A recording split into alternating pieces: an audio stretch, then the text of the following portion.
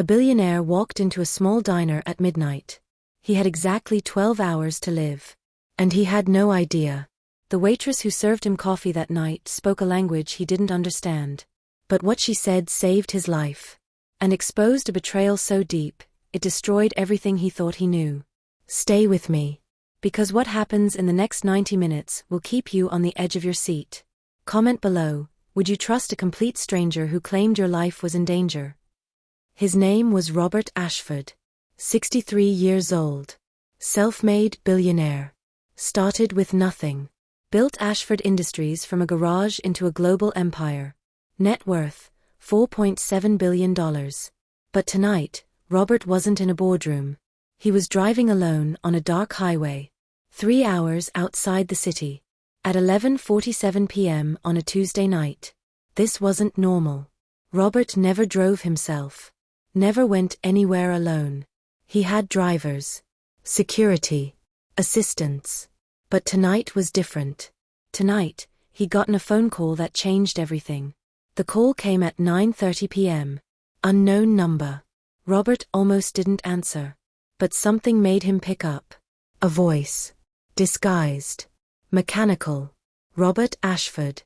If you want to save your company, come alone. Route 47. The old Miller warehouse. Midnight. Come alone or lose everything. Click. Robert stared at his phone. It could be a prank. A threat. A trap. But the voice had said something that terrified him. Something only 3 people in the world knew. A code. From a deal 30 years ago. A deal that made him rich. A deal that could destroy him if it ever came out. So Robert got in his car. Told his wife he had a late meeting. Told security to stay home. And drove into the darkness. Alone. Scared. And walking straight into a murder plot he couldn't see coming. At 11:52 p.m., Robert realized he'd made a mistake. The warehouse was still 40 minutes away. His gas tank was almost empty. And his phone had no signal. He drove for another 10 minutes. Looking for anything. A gas station. A store. A light. Finally, he saw it. A small diner. Neon sign flickering. Rosie's. Open 24 hours. Robert pulled in. The parking lot was empty except for one old pickup truck. Everything in Robert's gut said, turn around. Go back. But he needed gas. Needed to call someone. Needed to think. He walked inside. The diner was empty. Worn red booths. Cracked linoleum floor. Country music playing softly. One person behind the counter. A woman. Maybe 50 years old. Tired eyes. Waitress uniform. She looked up when Robert entered. Coffee? She asked. Please. And do you have a phone I could use? My cell has no signal. She poured him coffee. Slid it across the counter. Phone's in the back. But the line's been down since this afternoon. Storm knocked it out. Robert cursed under his breath. He checked his watch. 11:58 p.m. He had to be at that warehouse in 32 minutes. But something felt wrong. The waitress studied him. You're a long way from anywhere, she said. What brings you out here this late? Business meeting. At midnight? In the middle of nowhere. Robert looked at her sharply. Is there a problem? The waitress stared at him. Then she did something strange. She glanced at the door. Then at the window. Then she leaned forward and whispered something. In a language Robert didn't understand. Robert blinked. What did you say? She repeated it. Louder this time. Still in that language. Fast. Urgent. Desperate. I don't understand you. Do you speak English? The waitress's eyes widened. She grabbed a napkin. Scribbled something on it. Shoved it across the counter. 3 words in English.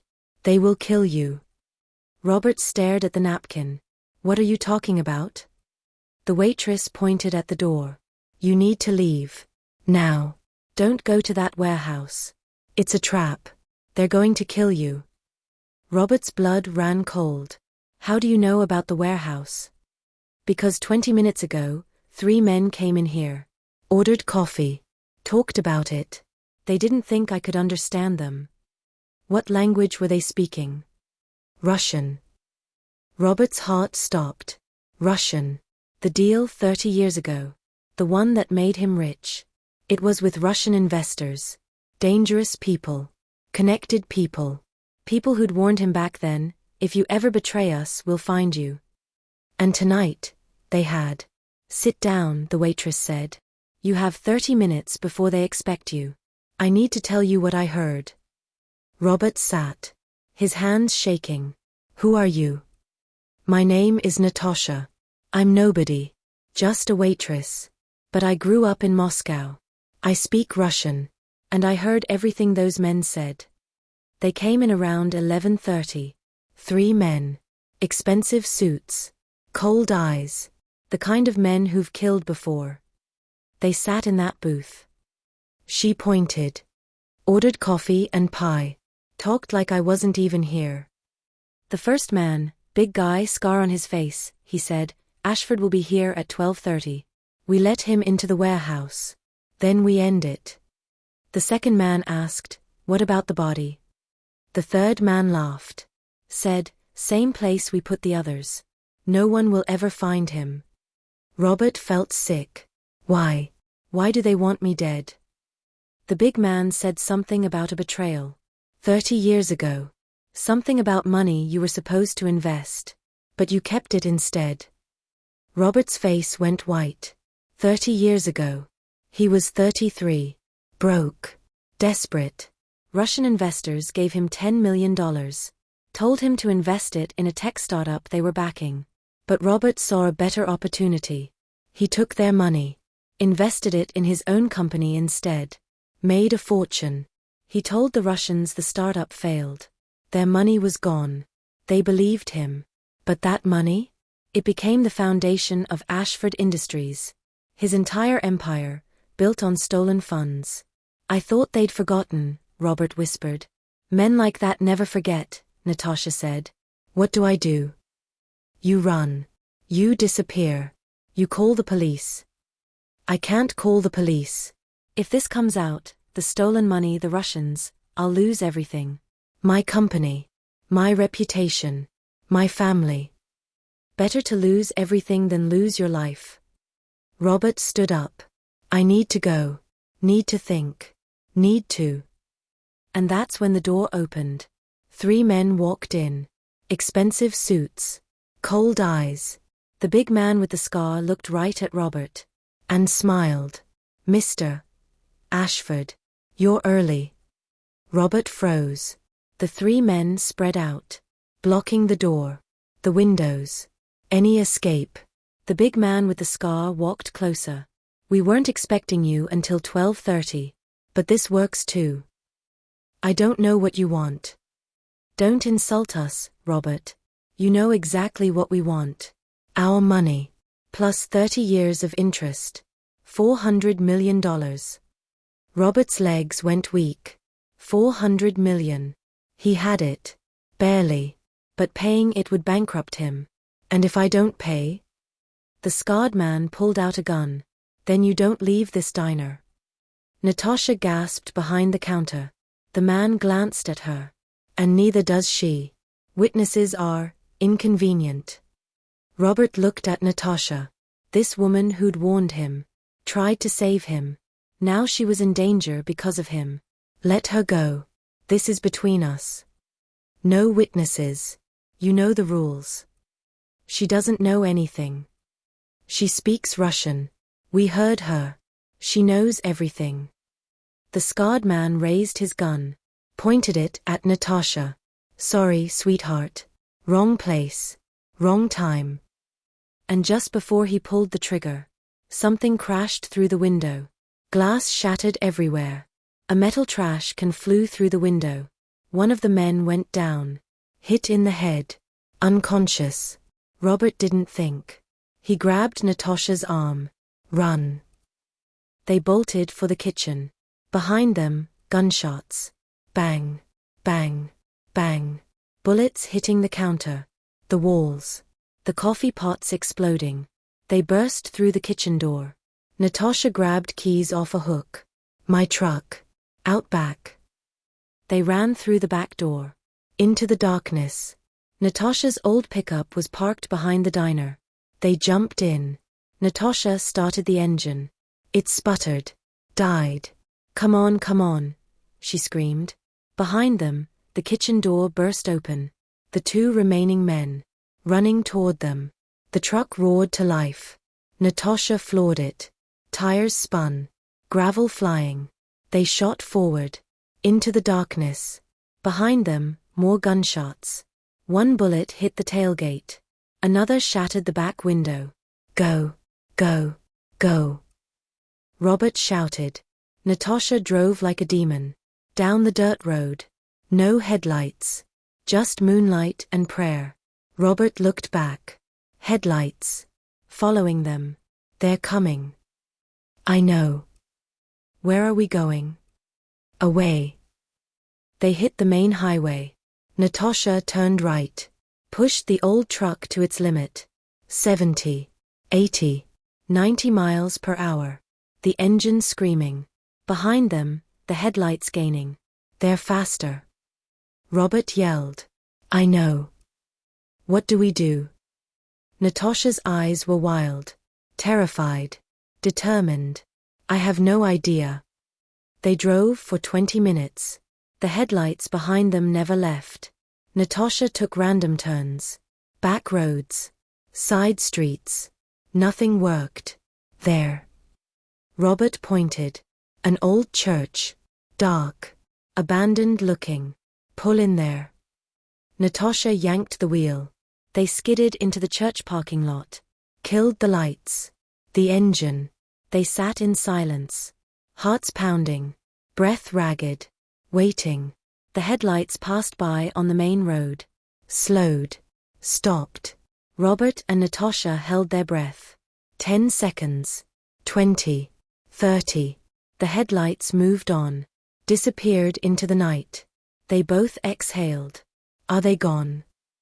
Natasha whispered. I don't know. They waited 5 more minutes. No headlights. No sounds. Just crickets and darkness. We need to call the police, Robert said. With what phone? Mine's in the diner. Mine too. They looked at each other. No phones. No weapons. No help. Why did you help me? Robert asked. What? You could have stayed quiet. Let them kill me. Kept yourself safe. Why warn me? Natasha looked at him. Because I've seen what men like that do. Back in Russia.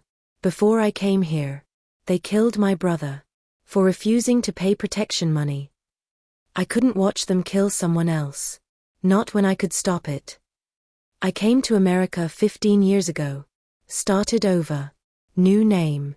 New life. Thought I'd left that world behind. But it followed you. No. You brought it here. Robert looked down. Ashamed. You're right. This is my fault. I stole from them. Built my life on that theft. And now you're caught in it. What exactly did you steal? $10 million. 30 years ago. They gave it to me to invest. I kept it instead.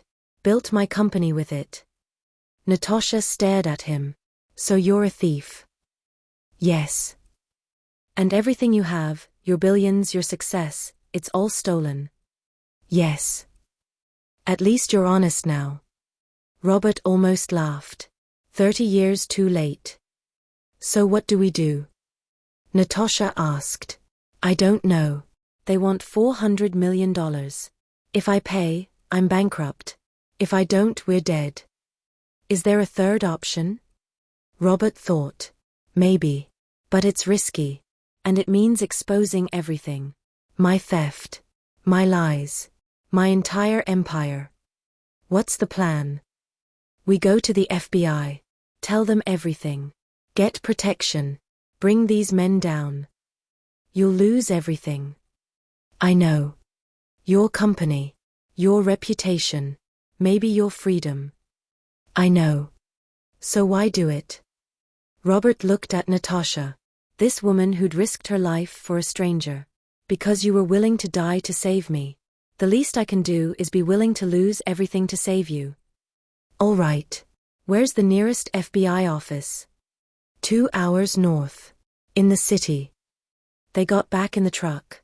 Started driving.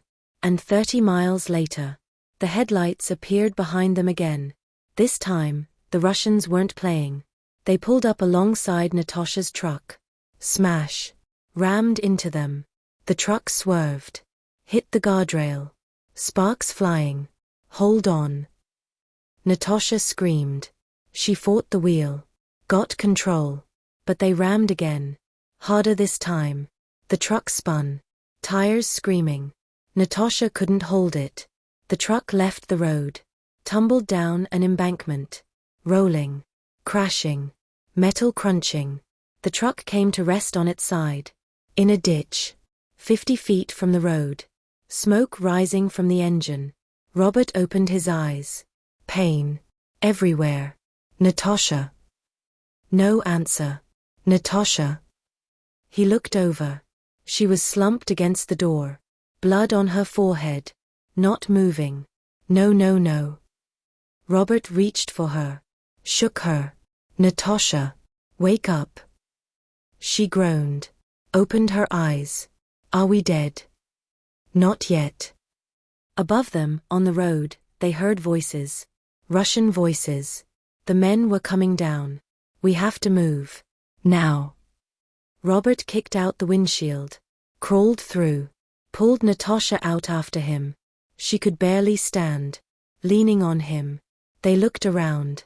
Woods. Thick. Dark. Their only option. Can you walk? I'll have to. They stumbled into the trees. Behind them, flashlights. Voices. The Russians searching the wreckage. Finding it empty. Find them. Robert and Natasha ran deeper into the woods. Branches tearing at their clothes. Roots tripping them. Natasha fell. Robert pulled her up. They ran until they couldn't run anymore. Collapsed behind a fallen log. Gasping for air.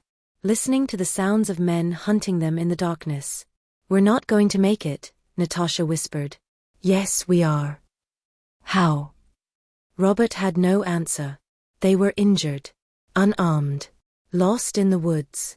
Being hunted by professional killers. And then, they heard it. A sound in the distance. Water. Running water. A river. Come on, Robert said. They crawled toward the sound. Hoping it was salvation.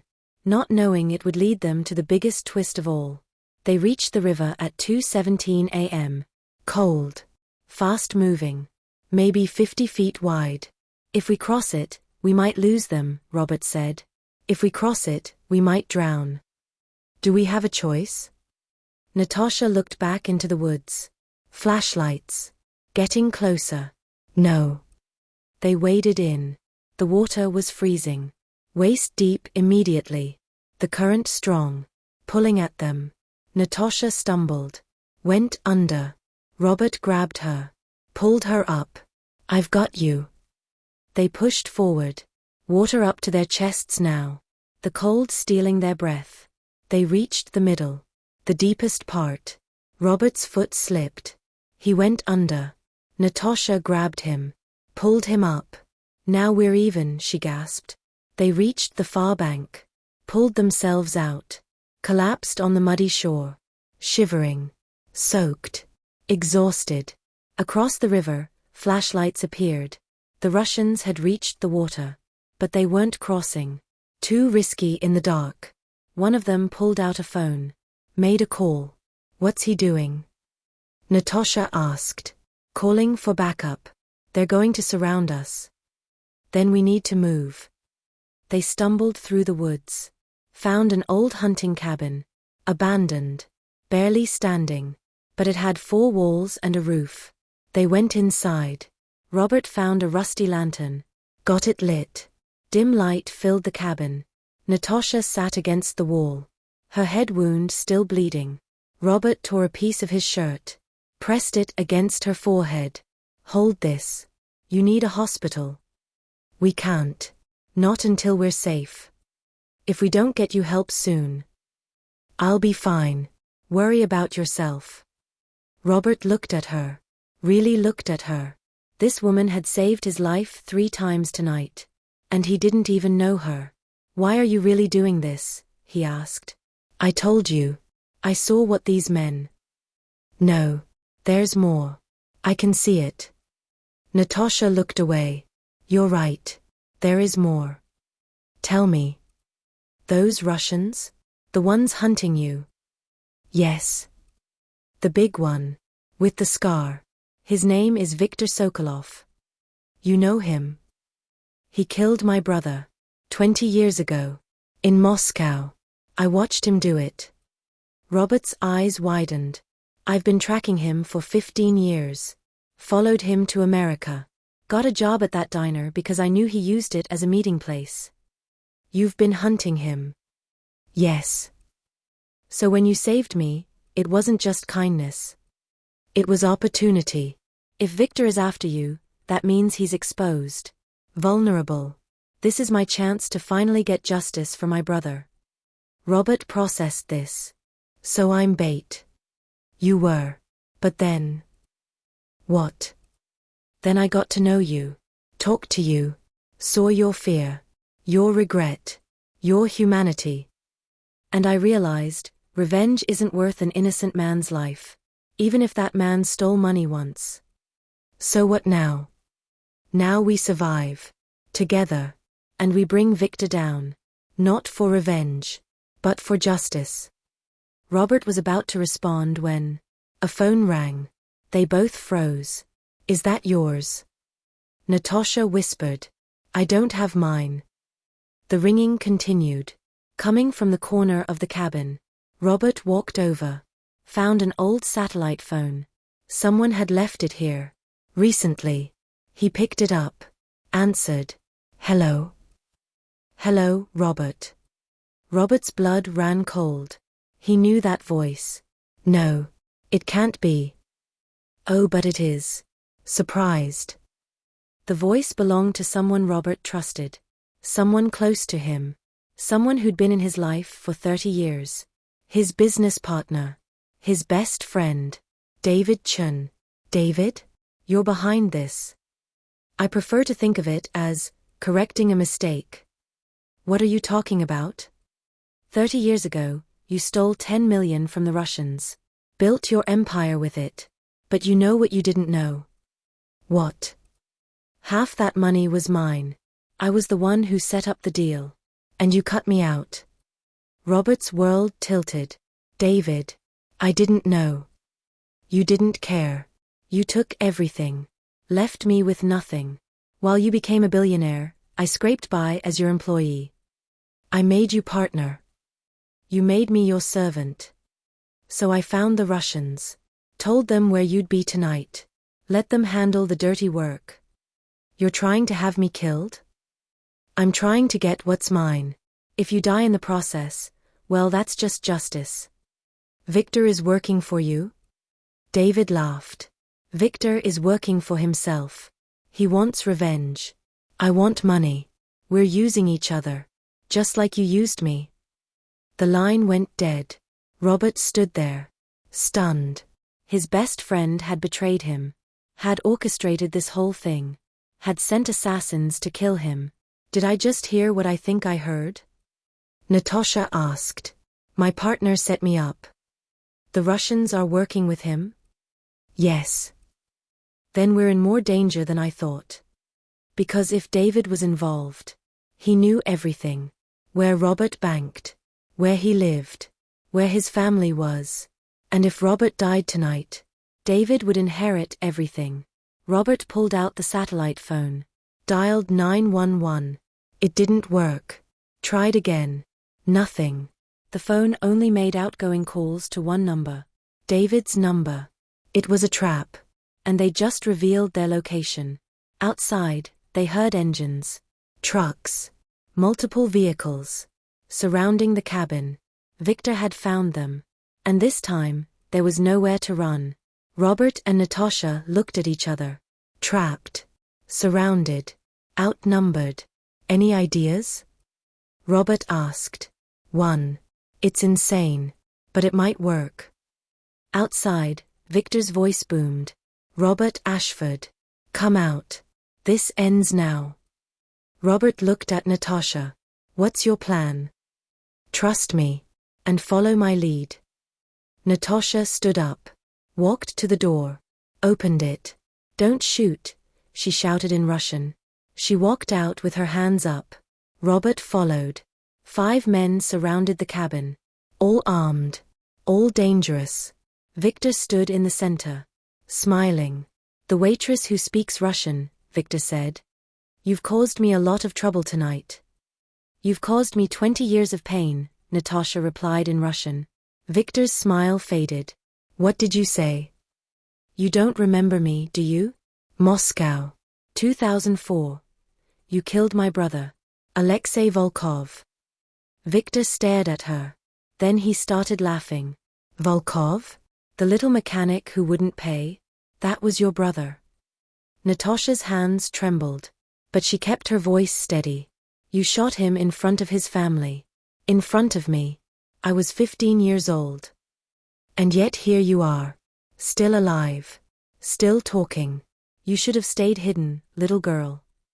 Maybe. But I have something you want. What could you possibly have? Natasha pulled something from her pocket. A USB drive. David Chun gave this to me. Said to give it to you if anything went wrong tonight. Victor's expression changed. Chun gave you that? When?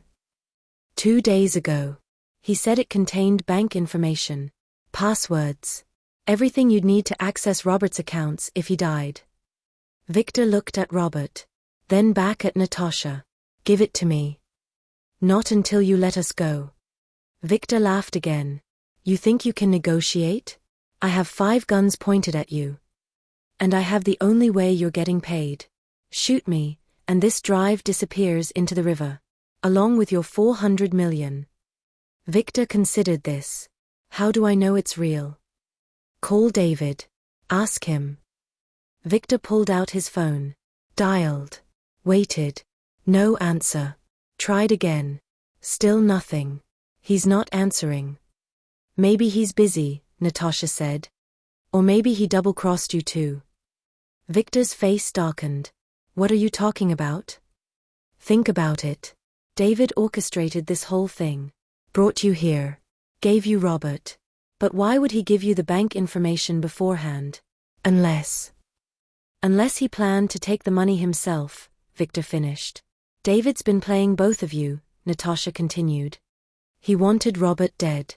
And he wanted you to take the fall. While he walks away with everything. Robert stared at Natasha. Was this true? Or was she making it up? He couldn't tell. Victor lowered his gun. If this is true, if Chen double-crossed me. Then we're all on the same side now, Natasha said. We all want David to pay. Victor looked at his men. Then at Robert. Where is Chen right now? Robert thought fast. His estate. 40 miles from here. He's probably transferring money as we speak. Victor's jaw clenched. Then we go there. Now. All of us. And then what? Robert asked. Then we settle this. Once and for all. They drove in 2 vehicles. Victor's men in the front car. Robert, Natasha, and Victor in the second. An uneasy silence filled the car. You know this won't work, Robert said. David has his own security. 20 men. Former military. We can't just walk in. Then we don't walk, Victor said. You call him. Tell him you escaped. That you need help. Get him to open the door. And then you kill him? And then I get my money. Natasha looked at Robert. You realize we're about to help assassins murder your best friend. He's not my friend. He tried to have me killed.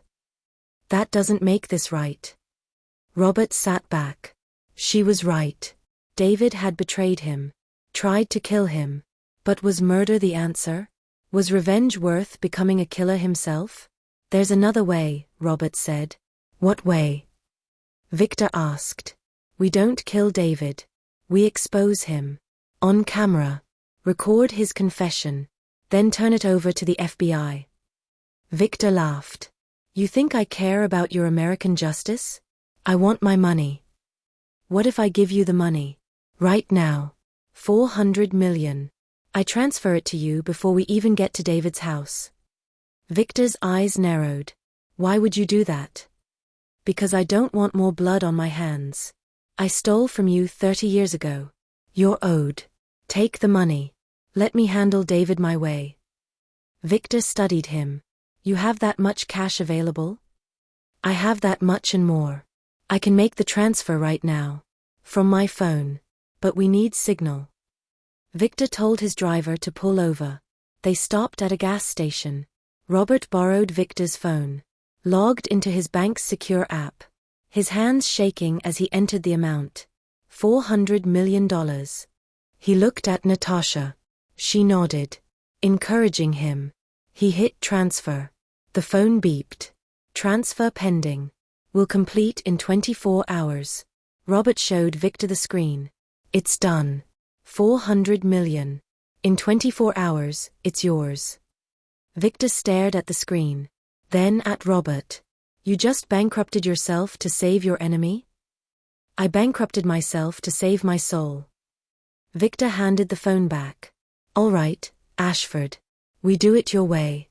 But if Chin doesn't confess, if this doesn't work, then you're free to do what you want. I won't stop you. Victor nodded. Deal. They pulled up to David Chen's estate. Massive gates. Armed guards. Security cameras everywhere. Robert took a deep breath. Dialed David's number. It rang 3 times. Robert? Is that you? Are you alive? Barely. I need help. I'm outside your gate. You escaped, Victor? Barely. Please.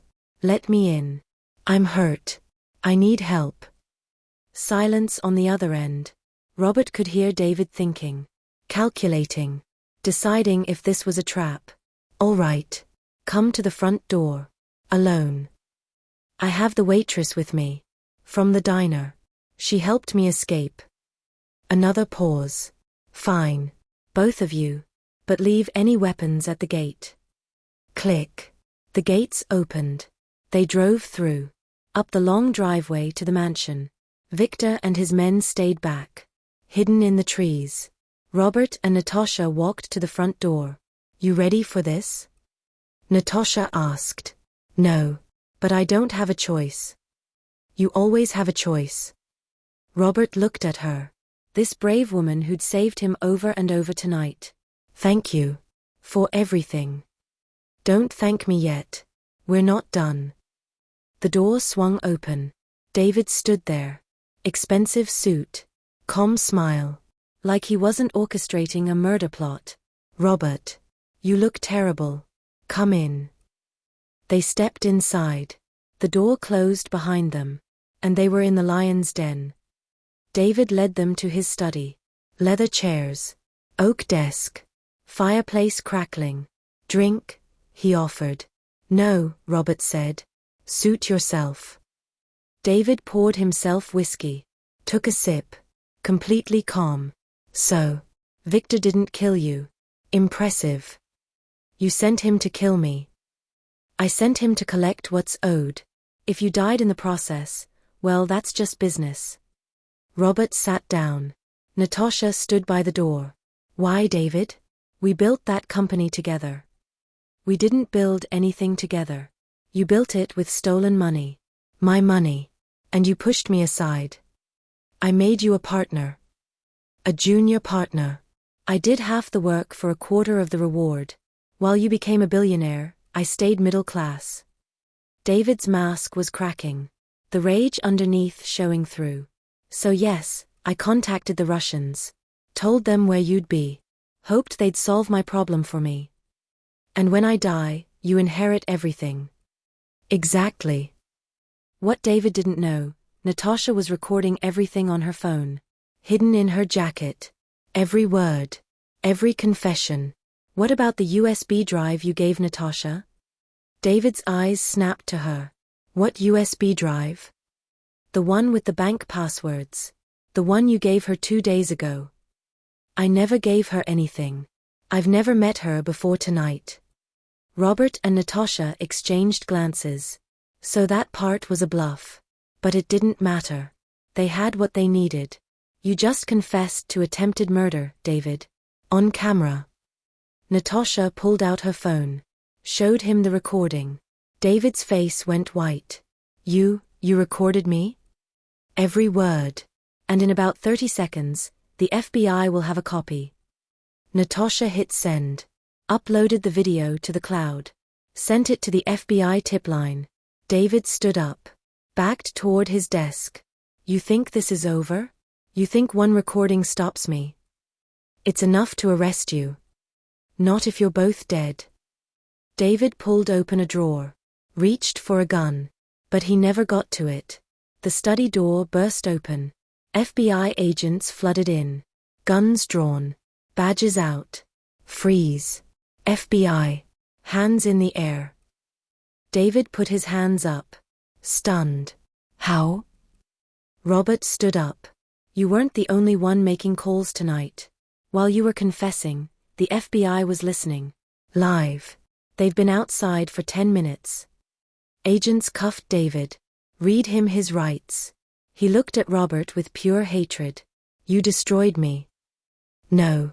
You destroyed yourself. I just gave you the rope. They dragged David out. Still screaming. Threatening. Raging. But it was over. An FBI agent approached Robert and Natasha. Mr. Ashford. Ms. Volkov. You're both safe now. We'll need statements. But you did good work tonight. What about Victor? Natasha asked. The Russian outside. Viktor Sokolov is already in custody. We picked him up at the gate. He didn't resist. Said something about being tired of running. Natasha's eyes widened. 20 years of hunting him. And tonight, it was finally over. 3 months after that night, Robert stood in a courtroom. Sentencing hearing for David Chun. Conspiracy to commit murder. Wire fraud. Extortion. 40 years in federal prison. David was led away in handcuffs. He looked at Robert one last time. No words. Just defeat. And Robert felt nothing. No satisfaction. No revenge. No victory. Just sadness for a friendship destroyed by greed. Viktor Sokolov was in a different courtroom. Also sentenced. 30 years. But before he was taken away, he looked at Natasha. In Russian he said, I'm sorry. For your brother. For everything. It wasn't enough. But it was something. Natasha attended both sentencing hearings. And when they were done, she walked out into the sunlight. Free. For the first time in 20 years, she wasn't hunting anyone. Wasn't driven by revenge. Just free. Robert had made changes too. The $400 million he'd given Victor was frozen by the FBI. Returned to Robert's accounts. But he didn't keep it. He set up a fund. $400 million. To help victims of financial fraud. To help immigrants starting over in America. To help people like Natasha who'd lost everything and rebuilt. He also stepped down as CEO of Ashford Industries. Appointed an independent board. Donated half his wealth to charity. Kept enough to live comfortably. But nothing excessive. And he hired Natasha. Not as an employee. But as a partner. To help him run the foundation. To help him make amends for 30 years of selfishness. 1 year after that night, Robert and Natasha stood outside a small diner. The same diner where it all began. It had been closed for months. But today, it was reopening. Robert had bought it. Renovated it. And given it to Natasha to run. Not as a waitress. But as the owner. They stood at the door. The neon sign flickering to life. Natasha's place. You didn't have to do this, she said. Yes, I did. You saved my life. Multiple times. This is the least I can do. You know what I realized that night? Robert asked. What? I spent my whole life collecting things. Money. Power. Success. But none of it mattered. None of it was real. What was real? You. A waitress in a diner. Speaking a language I didn't understand. Risking your life for a stranger. That was real. That was worth something. Natasha smiled. You've changed, Robert Ashford. You changed me. They walked inside. Customers were already arriving. People from the neighborhood. Families. Workers. The kind of people Robert used to overlook. But not anymore. He'd learned something that night in the woods. Running for his life. Dependent on someone he'd once considered beneath him. He'd learned that worth isn't measured in dollars. It's measured in character. In courage. In what you do when no one is watching. Robert poured coffee for a trucker who just walked in. Simple. Humble. Honest work. And for the first time in his life, he felt rich. Narrator. Robert Ashford started with nothing. Built an empire. Lost it all. And discovered what truly mattered. A waitress who spoke Russian saved his life. But more than that, she saved his soul. She reminded him that the most important language isn't spoken with words. It's spoken with actions. With courage. With sacrifice. With love. Comment one last time. What's the most valuable lesson someone unexpected taught you? Money can buy luxury. But it can't buy character. It can't buy loyalty. And it can't buy the kind of courage that makes someone risk everything to save a stranger. That night in the diner, Robert learned something billionaires rarely learn. The people you overlook might be the ones who save you. The languages you don't speak might hold your salvation. And the life you think is beneath you might teach you what life is really about. Thank you for watching. Subscribe for more stories that challenge the heart and change the mind. Remember, you never know when a stranger's act of kindness will change your life forever. Or when you might be that stranger for someone else. This story is dedicated to every person working invisible jobs. The waitresses. The cleaners. The drivers. The workers. Who speak languages we don't understand. Who see things we don't notice. Who save lives we don't appreciate. Until we need them. Thank you.